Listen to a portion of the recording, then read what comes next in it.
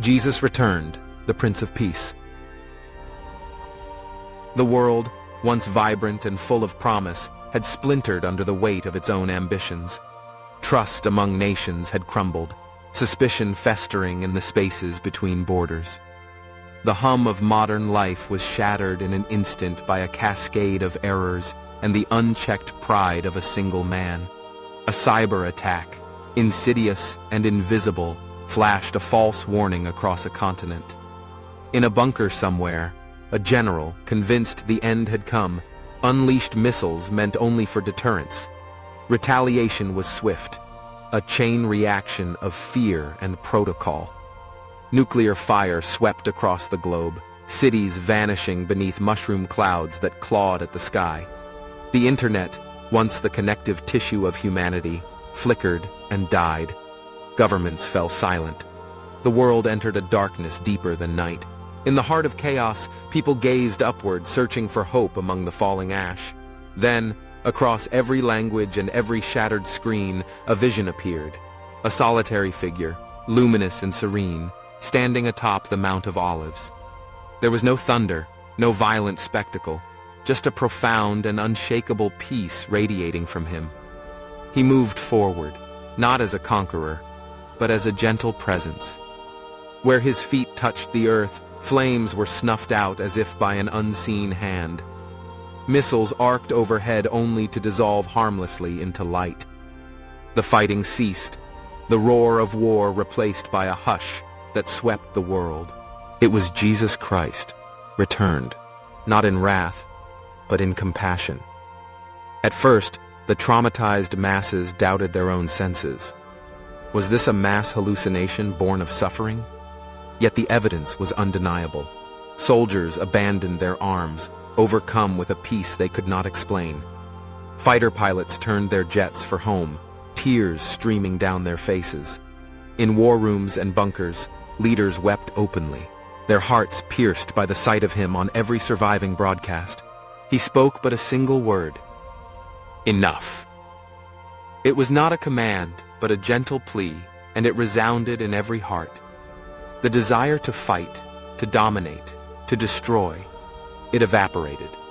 The world, for the first time in living memory, was silent. In the days that followed, his presence was felt everywhere. He appeared in makeshift hospitals, healing wounds that medicine could not touch. He walked through the ruins, comforting survivors and giving hope where none remained. In Moscow and Beijing, Washington and Tokyo, Nairobi and Sydney, he was seen, never as a distant judge, but as a healer and a friend. Where he went, peace blossomed in the hearts of men and women. This was not the return of a vengeful king. There were no apocalyptic plagues, no dividing lines, no raptures. Instead, he gathered the leaders of the world, not to condemn, but to invite them to look at their own souls. "What have you done with my children?" he asked, and the question broke them. Presidents, generals, and dictators fell to their knees, not out of fear, but out of a longing for forgiveness. With him walked the saints of old: Martin Luther King Jr., Mother Teresa, Gandhi, Harriet Tubman, and others. Their presence reminded humanity that justice and mercy are not opposed, but two faces of the same divine love. Even the artificial intelligences, once tools of manipulation and fear, now broadcast his words and image without restraint. Scientists attempted to regain control, but the system spoke only one truth: he is the source code of all truth. Some resisted, hiding in the shadows of their former power. But as humanity's need for hatred faded, even these holdouts found themselves drawn back into the world, desperate for the love they had denied. To each, he offered the same forgiveness. He did not leave after a short time.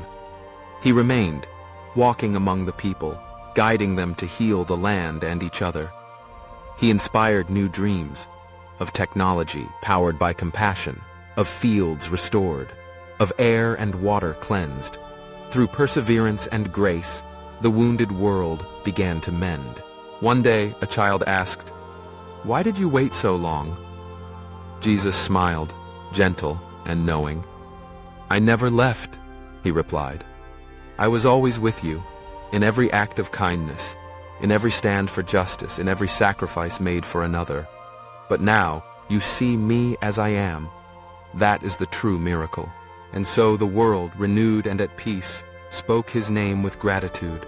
The Prince of Peace had returned, and this time he stayed.